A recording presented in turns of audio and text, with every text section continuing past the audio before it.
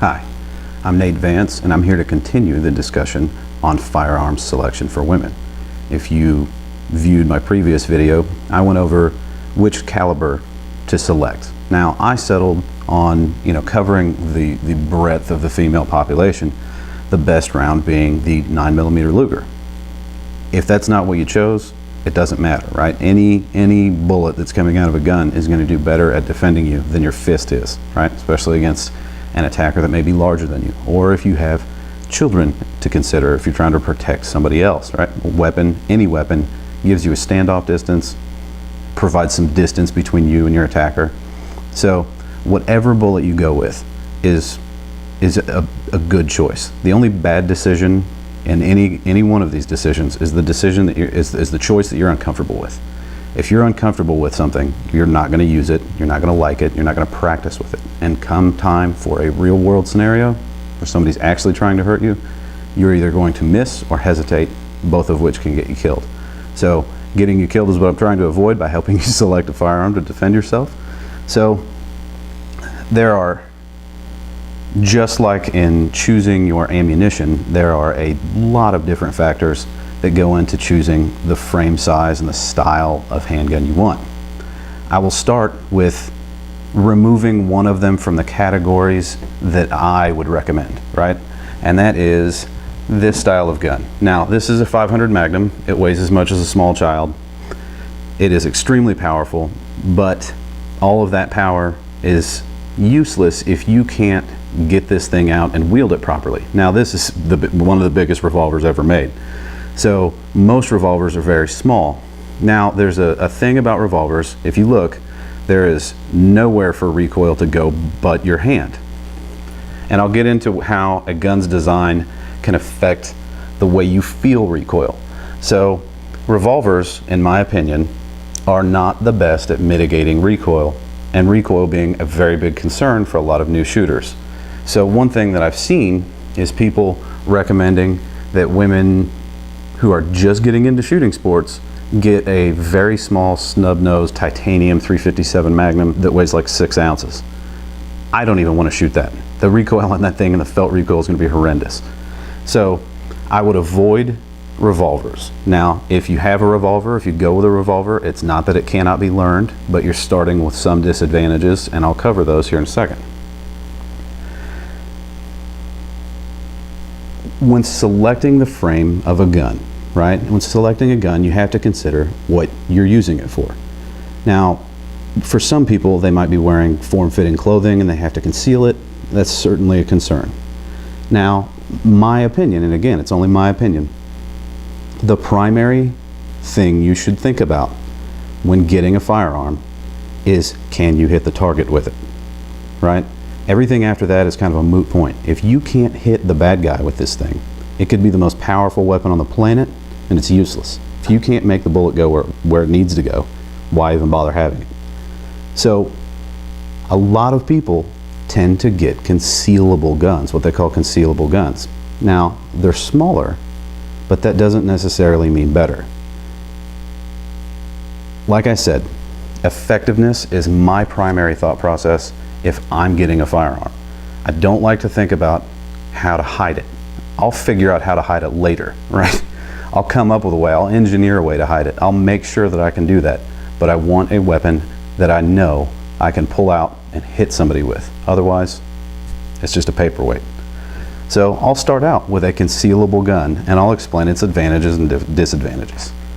Now, this Kimber 1911 45 subcompact, it's called an Ultra Crimson Carry. It is a very small gun. It has a very short barrel. It also has a very short pistol grip.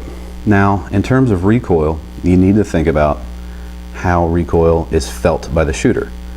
There are 3 different types of recoil. You have the actual recoil that's created by the process of firing a bullet down the barrel. For a given 45, for a 45, it's the same. 230 grain round, doesn't matter what gun you put it in, that shoving that round down the barrel at a certain speed produces a certain amount of recoil force, which is Newton's third law, which I covered in the previous video. For every action, there's an equal and opposite reaction. Now, one of the benefits to a semi-automatic pistol is the gun going off the recoil force actually causes the gun to cycle, load another bullet, and prepare it to be fired again. If the gun is using some of the recoil force, that means that your hand is not absorbing all of it. It's not something you get with a revolver. You eat all of it. So, but with a shotgun, there are several things that new shooters don't like, right? One of them is the muzzle blast. It is slightly disconcerting the first time you hold a small object in front of your face and pull the trigger and an explosion comes out of it. That can be a nerve-wracking thing, especially every time you pull the trigger, you're going to basically set a little miniature bomb off in front of your face. But the way recoil works, it's just energy. It's just dissipation of energy. Now, if I poke you with a sharp object, it'll hurt. If I hit you with the same amount of force with the flat of my hand, you're not going to feel it as much.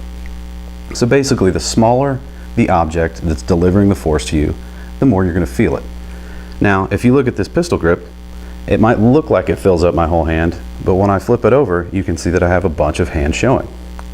Now, what that means is that the recoil, the fixed amount of recoil, is now dissipated over a smaller area, smaller surface area on my hand.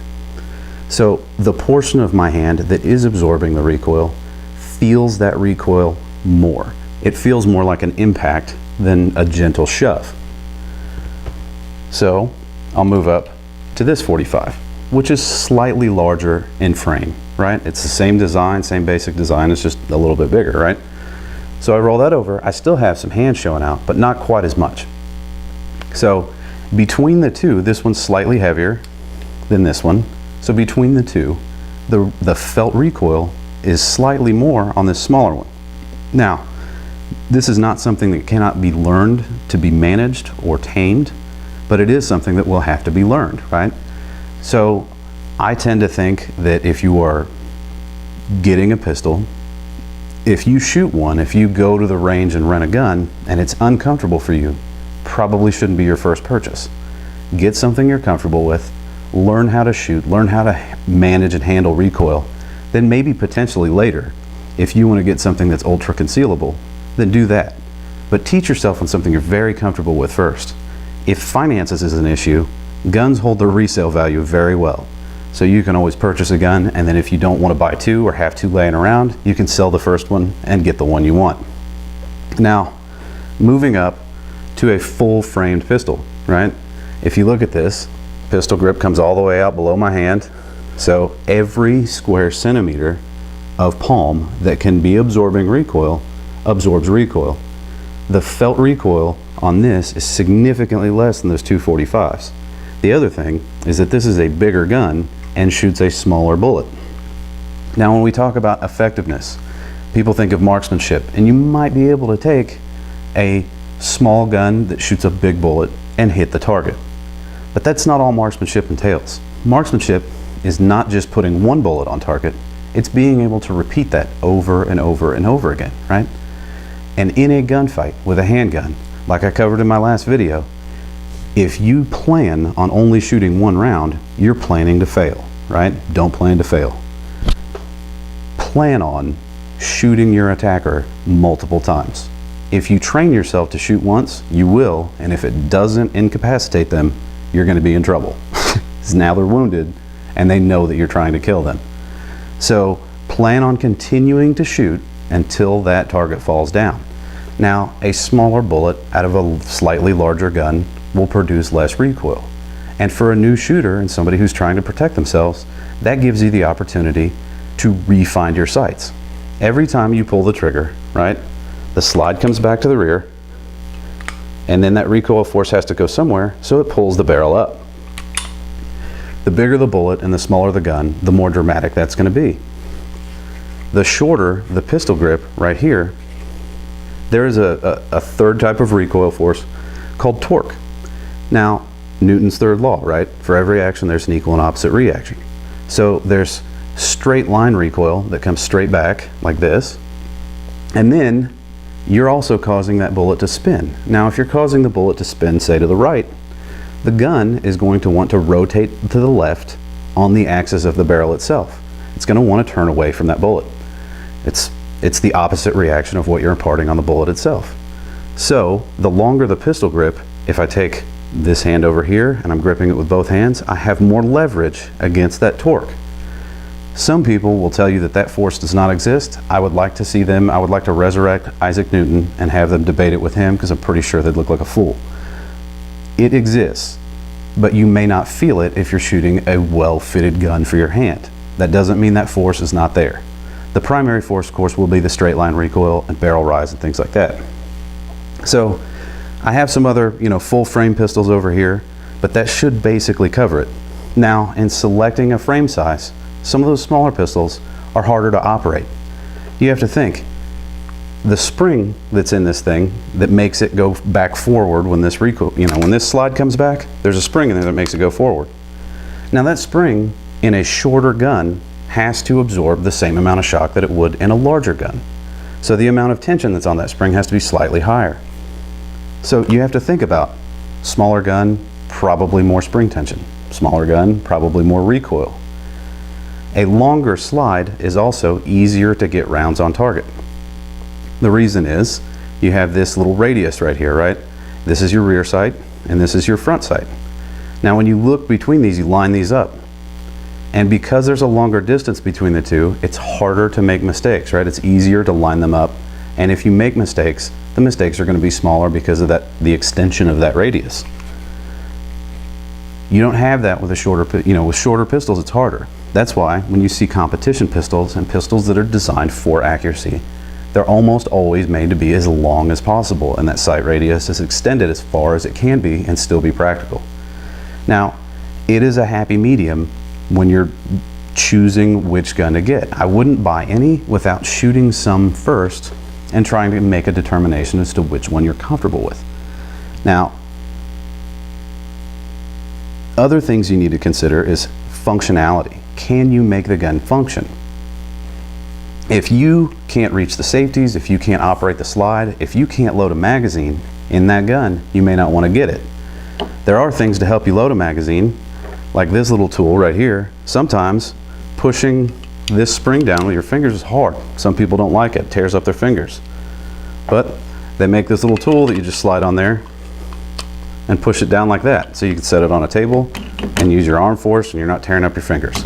There's ways to get around almost everything, but you have to determine which one is comfortable for you. That's where it's difficult for me to make a suggestion, but I tend to say pick one that is as close to a full frame as you possibly can and still successfully carry out your concealment requirements. Bring as much gun as you possibly can. Pick the one with the most ammunition capacity, that has the biggest palm swell and fills your hand the most, and still you're able to conceal it the way that you need to conceal it. Now, for women, you have a particularly different set of scenario. You have a different scenario. You can carry a purse, right? So your ability to conceal a handgun may be slightly different than a man's, because I'm not walking around with a fanny pack because I don't want to get my ass kicked. So pick the one that you're comfortable with based on those guidelines that I've told you, and I think you'll end up being okay and happy with it. This is a very difficult one because it's almost like picking a car. I can't tell you which one you like to sit in. But knowing what you know, you should be armed with a little bit more information and be able to make that decision a little bit easier. All right. God bless America. Be safe.